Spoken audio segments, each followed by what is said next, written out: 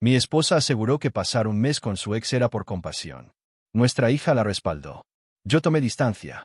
Y acabaron perdiéndolo todo.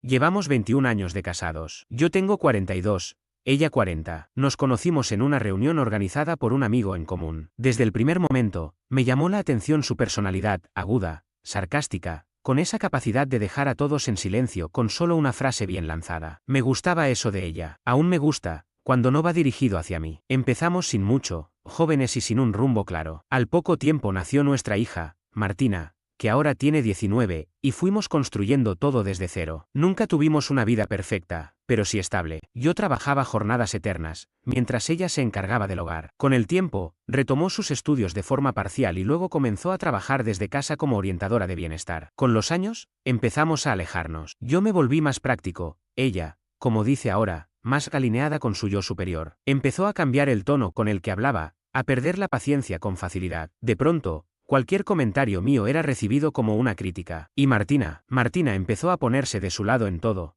como si fuese su porrista personal. Esto ocurrió hace unos 6 meses. Llegué del trabajo y me senté en la cocina a cenar unas sobras. Mientras comía, mi esposa, Laura, caminaba por la casa con ese nerviosismo que ya conozco. Ese andar suyo cuando está por decirme algo que no me va a gustar. Finalmente, se sentó frente a mí con total calma y me soltó: Esteban me pidió que vaya a quedarme con él un tiempo. Está pasando por un mal momento. Esteban, su ex, no fue esposo ni nada formal, solo un antiguo novio de su juventud. Esos de los que uno oye solo por encima, acompañados siempre de un fue un desastre. Me quedé en silencio, con el tenedor en el aire, intentando procesar lo que acababa de decir. Ella continuó hablando con la naturalidad de quien lee un menú. Solo serán 30 días. Su esposa falleció y está pasando un duelo complicado. Siento que debo ayudarlo a cerrar ese capítulo. Dejé mi plato sobre la mesa y me incliné hacia adelante. ¿Vas a irte a vivir con tu exnovio durante un mes mientras aún estás casada conmigo? Laura ladeó la cabeza y me miró como si yo estuviera exagerando. No es así. No se trata de una relación. Solo quiero apoyarlo. ¿Está sufriendo? Parpadeé, incrédulo. Claro,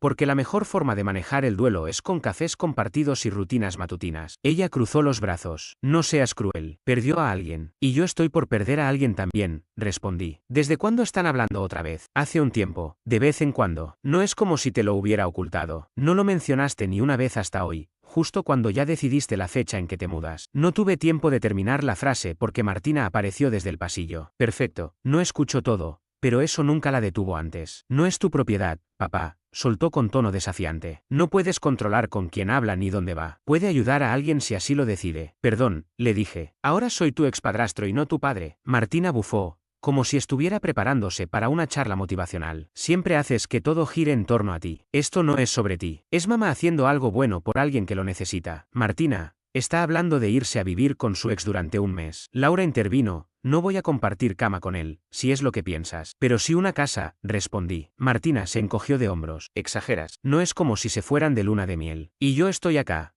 pagando todo, sintiéndome reemplazado, dije. Laura alzó un poco la voz. Por eso no te lo dije antes. Sabía que ibas a reaccionar así. No lo dijiste antes porque sabías que sonaba absurdo. Y pensaste que si lo soltas con naturalidad, lo aceptaría sin más. Martina puso los ojos en blanco con tanta fuerza que pensé que se le quedarían así. Estás siendo ridículo. Crees que todo gira en torno a tu opinión. Ella hace algo bueno y tú ardes porque no es contigo. Se escuchan ustedes mismas, les dije. ¿En serio están justificando que mamá se vaya a vivir con su ex y yo soy el irracional? Estás tergiversando las cosas, dijo Laura. Solo repetí tus palabras. ¿Que vas a estar 30 días con Esteban para apoyarlo? ¿Cómo esperas que interprete eso? Tendremos límites, respondió, cruzada de brazos. Sí, como los que habría puesto un hotel o una simple llamada. Pero en lugar de eso, te llevas una maleta y desapareces en la cocina de otro hombre. No dijo nada. Martina entonces agregó con tono cargado: actúas como si te abandonara. Solo estás siendo una buena persona, pero tu ego no lo tolera. Me está abandonando. Soy su esposo. Vivimos juntos. Y está eligiendo quedarse en otro lugar con alguien con quien tuvo una relación. ¿Cómo quieres que lo llame? Ambas se quedaron sentadas, tranquilas, como si ellas fueran las cuerdas de sensatez en todo esto. Como si yo fuera el desquiciado por encontrar todo esto inaceptable. No discutí más. Me levanté, fui hasta la encimera,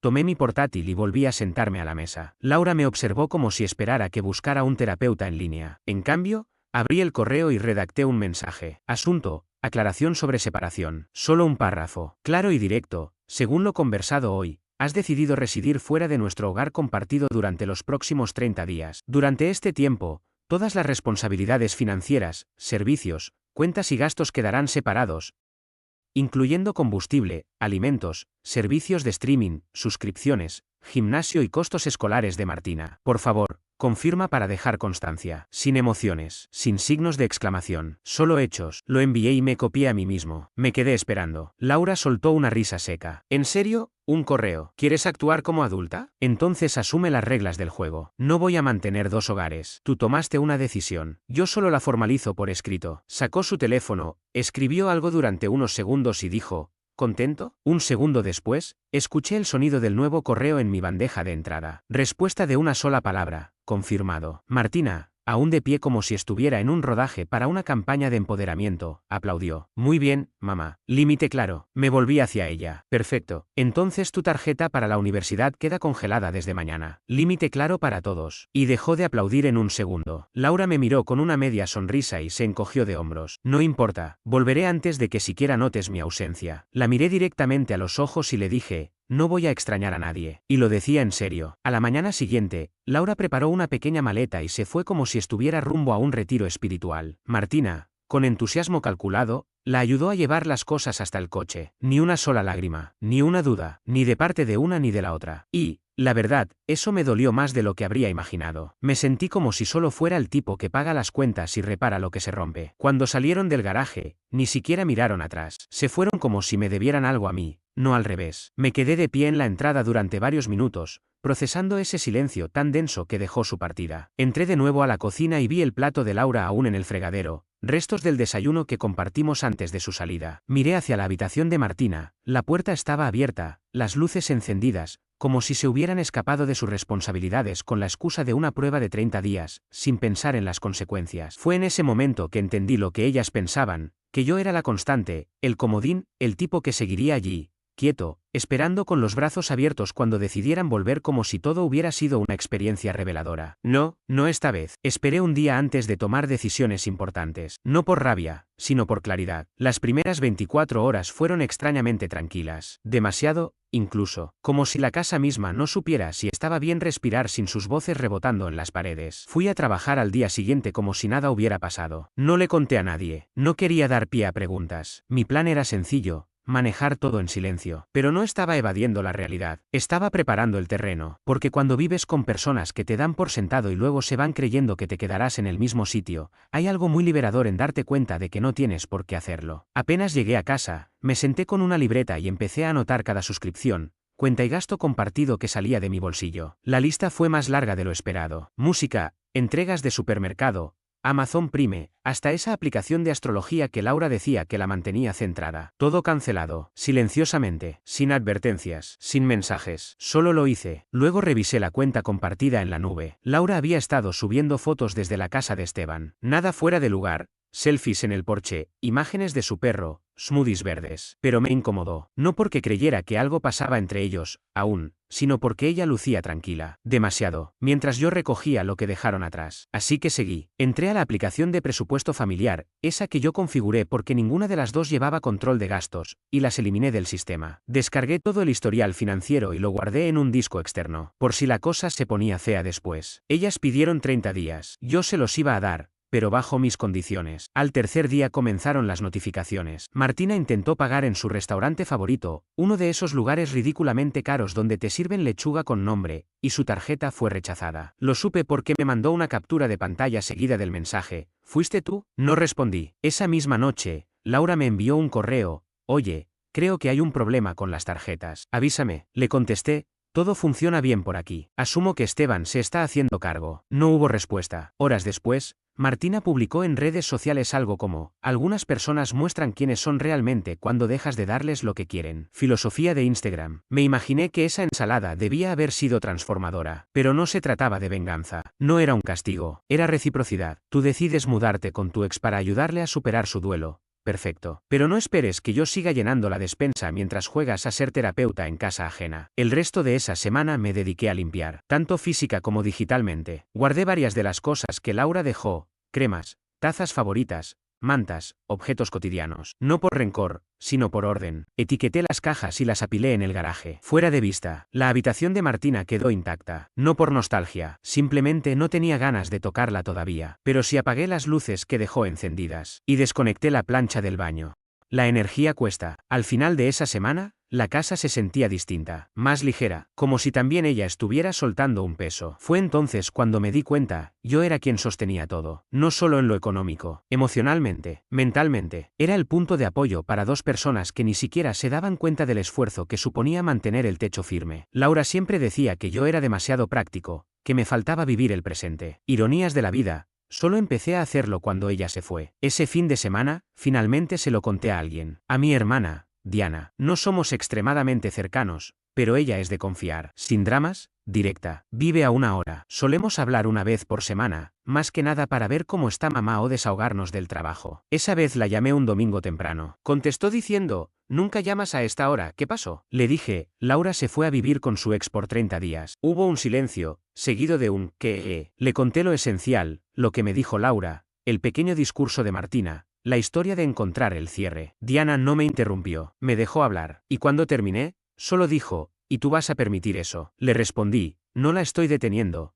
pero tampoco voy a seguir pagando su estadía». Hubo otra pausa, y dijo, «Bien, no lo hagas. Ni gritos, ni escándalos. Solo respaldo. Sereno, firme, honesto». Añadió, «Si necesitas venirte unos días, tengo espacio». Le agradecí, pero le dije que estaba bien. Y lo estaba. Por fin, el silencio en casa no fue el enemigo. Al contrario, era la primera vez en mucho tiempo que podía pensar con claridad. Después de colgar esa llamada, sentí algo parecido a alivio. No porque alguien hubiera tomado mi lado, sino porque por fin alguien había visto con claridad lo que estaba pasando y no intentó disfrazarlo con frases vacías. Dana no me dijo que debía arreglarlo. Me dijo que me cuidara. Para cuando llegó el séptimo día, ya tenía una rutina establecida. Dormía mejor, comía mejor, me sentía más liviano. Lo que más me sorprendió fue lo rápido que la casa se adaptó. No había más zapatos adicionales en la entrada. Ya para la segunda semana, el ambiente se volvió más silencioso, pero no de ese tipo de silencio tranquilo, sino de ese que se siente justo antes de una tormenta, cuando todo está demasiado quieto y algo dentro de ti te dice que se avecina algo fuerte. Y no me equivoqué. Fue Martina quien rompió el silencio primero. Yo estaba en el garaje, reorganizando una estantería que llevaba meses inclinada, cuando mi teléfono comenzó a vibrar sin parar. 2 llamadas seguidas de ella, luego un mensaje de voz, y después un texto, «Tenemos que hablar ahora». Ese tipo de mensaje nunca augura nada bueno, menos viniendo de alguien que, 2 semanas antes, me había acusado de manipularla económicamente solo por cancelar su cuenta de Spotify. Ignoré el mensaje por un rato, entré a casa, me serví algo de tomar y me senté. 5 minutos después, volvió a llamar. Esta vez atendí. No saludó, no preguntó cómo estaba. Fue directo al grano. «¿Fuiste tú quien canceló mi acceso al portal universitario?». «No puedo entrar a mi cuenta», le respondí. «No cancelé el portal. Lo que hice fue cerrar la tarjeta que estaba vinculada. Si esa era la que pagaba tus extras, entonces sí, tendrás que encargarte tú». «No puedes hacerme esto», dijo alzando la voz. «Esto afecta a mi educación. ¿Y quién ha financiado esa educación hasta ahora? Matrícula, libros, renta, comida.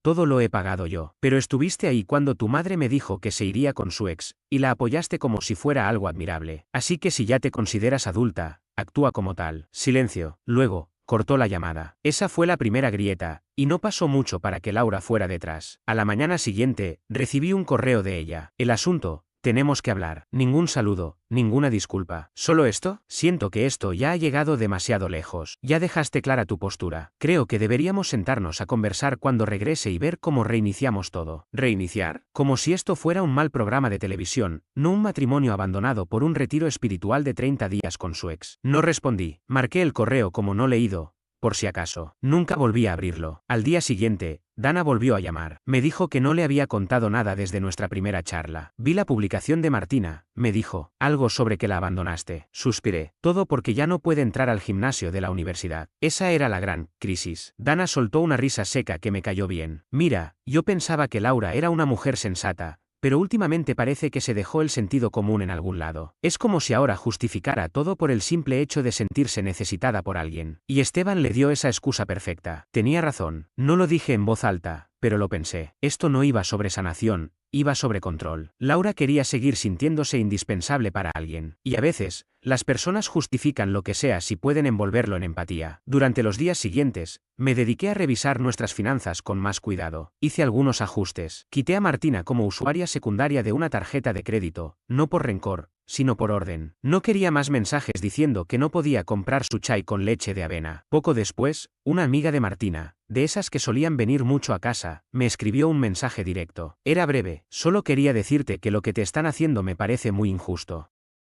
Espero que estés bien. Ese mensaje me pegó más que todos los arranques de Martina juntos, porque alguien externó, que no me debía nada, pudo ver con claridad lo que otros, que vivían bajo mi techo y comían de mi mesa, se negaban a reconocer. Finalmente, el día 13, Laura llamó. No contesté, no dejó mensaje. En su lugar, más tarde envió otro correo. Deberíamos hablar de cómo esto está afectando a Martina. Ella está pasándolo mal. Ya entendimos tu punto, podemos ser civilizados ahora. ¿Civilizados? Qué fácil es usar esa palabra después de irte para cuidar a tu ex. No respondí. En vez de eso, llamé a mi abogado y le pregunté cómo podríamos separar bienes sin iniciar aún un trámite formal. Solo quería prepararme, tener opciones. Me explicó algunas cosas que no había considerado, temas de la casa, cuentas a largo plazo, incluso seguros donde Martina aparecía como beneficiaria secundaria. Tomamos nota de todo. No buscaba desatar una guerra, solo quería asegurarme de no quedarme solo con el detonador si las cosas estallaban. A medida que pasaban los días, ignoré los mensajes. Mientras más silencio mantenía, más insistentes se volvían. Porque eso hace el silencio, desestabiliza a quienes están acostumbrados a obtener respuestas inmediatas. No era preocupación por mí, era ansiedad por lo que ese silencio implicaba para ellos. El día 29 hice una sola llamada. No escribí ni advertí nada. Llamé al mismo mensajero que usaba para contratos de trabajo y le pedí que llevara un sobre a casa de Esteban. ¿Desea incluir alguna nota?, preguntó. Sí, le dije. Dentro del sobre iban los papeles del divorcio, directos, sin dramatismo, solo los hechos y una fecha, sin insultos, sin reproches. Al inicio, añadí una sola línea. Tú elegiste la distancia, yo elegí la claridad. Considera esto tu correo de confirmación. Al mediodía, recibí la confirmación de entrega. 15 minutos después, mi teléfono estalló en notificaciones, llamadas perdidas, mensajes. ¿Qué es esto? Estás exagerando. Esto no era definitivo, vas a divorciarte por un favor de 30 días. Laura adoptó el papel de víctima de inmediato. Luego vino Martina. ¿De verdad estás castigándola por ayudar a alguien? Estás destruyendo todo por orgullo. Lo típico, cuando les cierras el paso a tu paz, lo llaman egoísmo. No respondí, no porque no tuviera que decir, sino porque ya lo había dicho todo con 30 días de silencio. A las 6 de la tarde apagué el teléfono. Dormí como no lo hacía desde hacía años. Al día siguiente, regresaron como si nada. Yo estaba viendo un partido en la sala cuando escuché abrirse la puerta del garaje. Ni pausé el televisor. Laura entró como si volviera de un retiro de fin de semana. Martina la siguió arrastrando una maleta y ya revisando su celular, preguntando qué había que comprar para la casa. Laura miró a su alrededor y dijo: bueno, ya estamos en casa. Como si eso debiera emocionarme. No me levanté, solo asentí. Ya lo noté. Ella esperó más, pero no pensaba darle nada. Martina se acercó a la mesa del comedor donde tenía extendidos mis papeles y portátil, y dijo: ¿puedes quitar tus cosas? Necesito instalarme. Entonces me puse de pie, sin levantar la voz, firme. No, eso no va a pasar. Laura frunció el ceño como si le hubiera dicho que el cielo era naranja. ¿Perdón? No pueden simplemente regresar aquí como si esto fuera una comedia que reinicia con el siguiente episodio. Ustedes tomaron decisiones. Yo también. Martina soltó la mochila al suelo, cruzándose de brazos. Este lugar fue nuestro hogar. Hoy es donde vivo yo. Si quieren entrar, empiezan por la puerta. Laura me miró como si le hubiera dado una bofetada. Solo estuvimos fuera un mes, dijo, visiblemente ofendida. No te engañamos, no hicimos ningún desastre. Estuve ayudando a alguien que perdió a su esposa. ¿Por qué dramatizas tanto? No, respondí con calma. Estuviste ayudando a tu ex. Te fuiste a vivir con él. Cocinaste, limpiaste, apareciste en sus fotos sonriendo como si estuvieras audicionando para una segunda ronda de tu vida anterior. Y encima esperabas que yo me quedara aquí, esperándote, con toallas tibias. No respondió. Su silencio fue más claro que cualquier palabra. Le entregué el sobre manila que había preparado. Dentro estaba todo lo que había cancelado: suscripciones, débitos automáticos, cuentas, una lista de cosas que ella asumió que seguiría cubriendo. Laura lo sostuvo como si quemara. Martina miró a su alrededor como si, de pronto, notara que algo realmente había cambiado. ¿Ni siquiera podemos quedarnos esta noche?, preguntó ella. Si quieren, pueden dormir en el garaje, le dije. Ahí están las cajas de tu madre. O pueden irse con sus amigas, como suelen hacer. La voz de Laura tembló. Nos enviaste los papeles del divorcio. Eso es una locura. Lo que es una locura, dije, es dejar a tu esposo para ir a jugar a la familia feliz con tu ex, y luego enojarte porque él ya no te está esperando. Martina bufó y volvió a agarrar su bolso. Vaya, qué tóxico. Sonreí. Poner límites no es tóxico. Lo que pasa es que no te gustan cuando no los controlas tú. Laura bajó la voz, como si eso fuera a deshacer lo de las últimas semanas. ¿Entonces eso es todo? ¿Te rindes? Te di 30 días. Tú los usaste. Ahora yo estoy usando los míos. Se quedaron ahí, inmóviles, como si aún esperaran resolver un acertijo. Pero no había ninguno. Solo decisiones y consecuencias. Al final, Laura se giró y salió sin abrazos ni disculpas. Martina la siguió,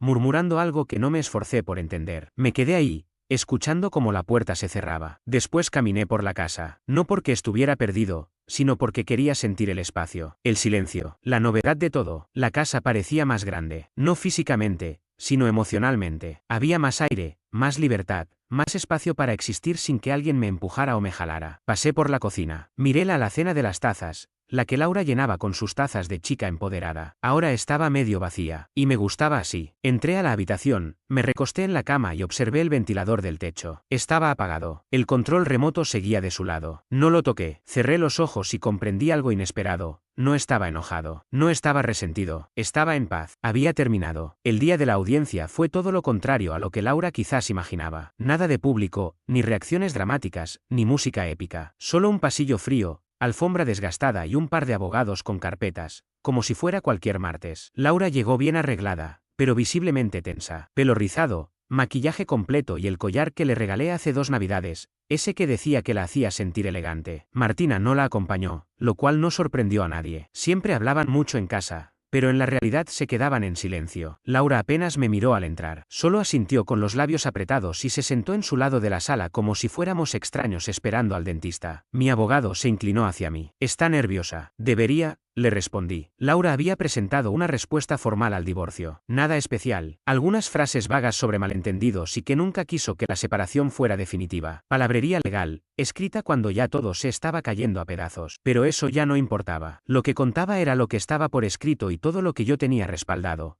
impreso y en orden. Cuando el juez entró, no perdió tiempo. Estamos aquí para audiencias preliminares sobre la división de bienes conyugales y manutención temporal, dijo sin entusiasmo. Y la verdad, se lo agradecí. Yo no buscaba drama, solo quería paz y documentos firmados. El abogado de Laura fue el primero en hablar. Tal como lo imaginé, su señoría, el periodo de 30 días no fue un abandono. Fue un gesto compasivo, una muestra de apoyo hacia una persona en duelo. Nuestra clienta respondió al dolor de un amigo de toda la vida. No fue una huida del matrimonio. Literalmente usó la frase llorar el duelo ajeno, como si Laura fuera una santa y no alguien que hizo las maletas para irse a vivir con su ex mientras seguía usando su anillo de bodas. Yo me mantuve serio. Entonces habló mi abogado. Caminó hasta el juez, sin levantar la voz, y dejó una carpeta sobre el estrado. Dentro estaban los siguientes documentos. El correo que le envié a Laura la noche que anunció que se iría, donde detallaba la separación voluntaria de 30 días, especificando que se mantendría económicamente por su cuenta y que todos los gastos conjuntos quedarían pausados. Su respuesta, una sola palabra: confirmado. Con fecha y hora. Capturas de pantalla de nuestra nube compartida, fotos de Laura cocinando en casa de Esteban, sentada junto a él en el columpio del porche, una selfie con el texto buena energía y compañía sanadora. No era escandaloso,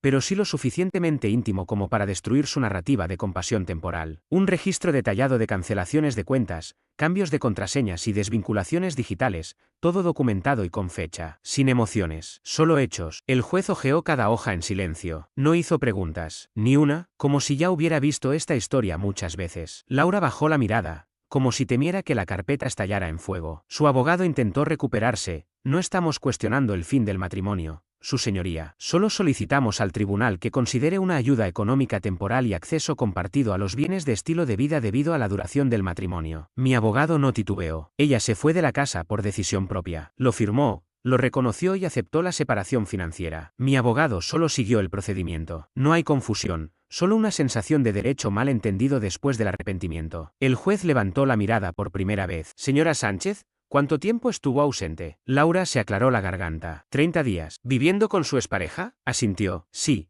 pero no fue nada romántico. El juez arqueó una ceja. Eso no tiene importancia. Luego golpeó suavemente la carpeta con un dedo. Lo relevante es que aquí consta que se marchó voluntariamente, reconociendo que actuaba por cuenta propia y comprendía las consecuencias. Se giró hacia mi abogado. Toda la documentación está en orden. No hay señales de abuso, coerción ni conducta inapropiada. Y finalmente, dirigiéndose a ambos, se niega la solicitud de pensión conyugal. La división de bienes seguirá el acuerdo estándar. No se considerarán reclamos retroactivos por abandono voluntario. Laura parecía haber tragado piedras. No lloró, no protestó. Solo adoptó esa expresión congelada de quien queda atrapado entre la rabia y la comprensión. Su abogada le tocó el brazo y le susurró algo, pero ella ni se movió. El juez continuó: en cuanto a la propiedad, sigue bajo el nombre del señor Sánchez. Según los registros del título, no hay disputa. La abogada de Laura intentó un último recurso. ¿Y qué hay de mi hija? Tiene 19 años, pero sigue siendo parcialmente dependiente. El juez ni levantó la vista. Es una adulta. Esto no es una audiencia de custodia.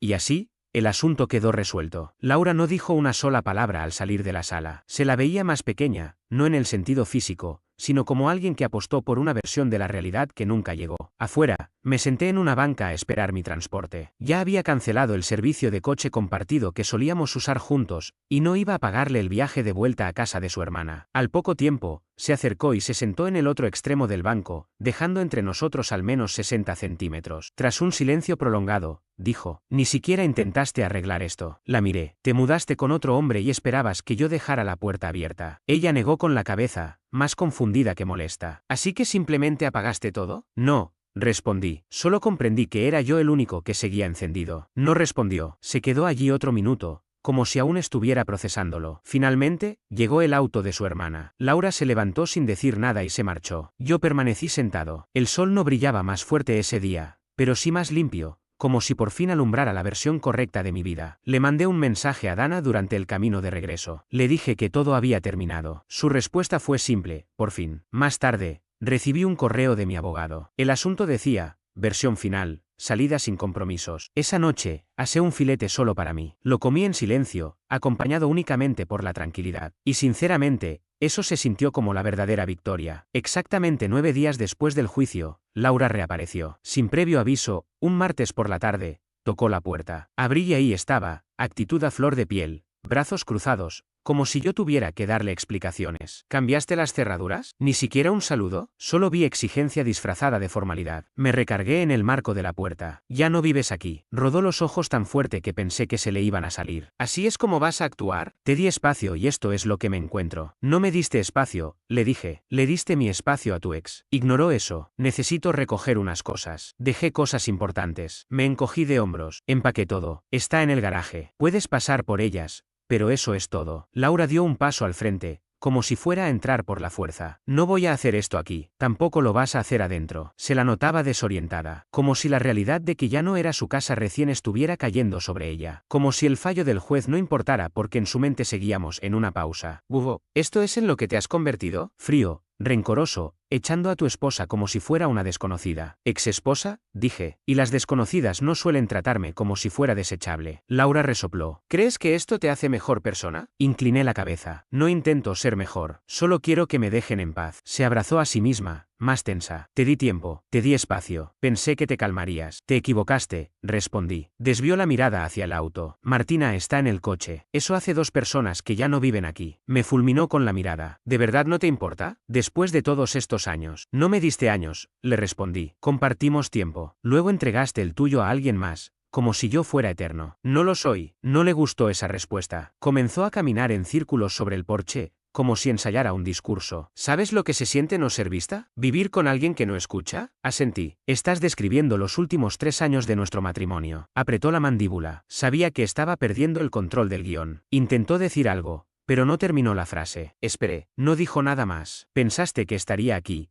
con la luz del porche encendida, esperando que regresaras. Pensé que entenderías, murmuró. Y entendí, contesté. Por eso presenté los papeles. Laura abrió la boca otra vez, pero se detuvo. Miró hacia el garaje. Está bien, voy por mis cosas. Y sin agregar una palabra más, bajó las escaleras. Desde la ventana, la vi abrir el baúl del coche y comenzar a meter cajas sin siquiera revisarlas. Martina no bajó en ningún momento. Laura cerró el maletero de golpe y se subió al asiento del acompañante. Se quedaron un minuto más, luego arrancaron. Yo me quedé de pie, observando la calle vacía. Después, cerré la puerta con llave. No por costumbre. Esta vez fue distinto. Se sintió como cerrar un capítulo. No del tipo que te sugieren en terapia, del que se manifiesta en la vida real, cuando te das cuenta de que la paz no es algo que te regalan, es algo que eliges. Más tarde, revisé mis correos. Había uno de Martina. Sin asunto, Solo reproche. Dejaste que mamá se derrumbara y no hiciste nada. Pudiste arreglarlo, pero preferiste tener la razón antes que conservar a tu familia. Ni una palabra sobre haber apoyado la decisión de su madre de irse con otro hombre. Nada sobre todas las facturas que pagué mientras me acusaban de ser controlador. Cero responsabilidad. No contesté, porque cuando alguien te ve como el técnico que debe arreglar los errores ajenos, no como una persona, no merece una respuesta. Ellos quieren seguir contando su versión. Yo cambié de canal.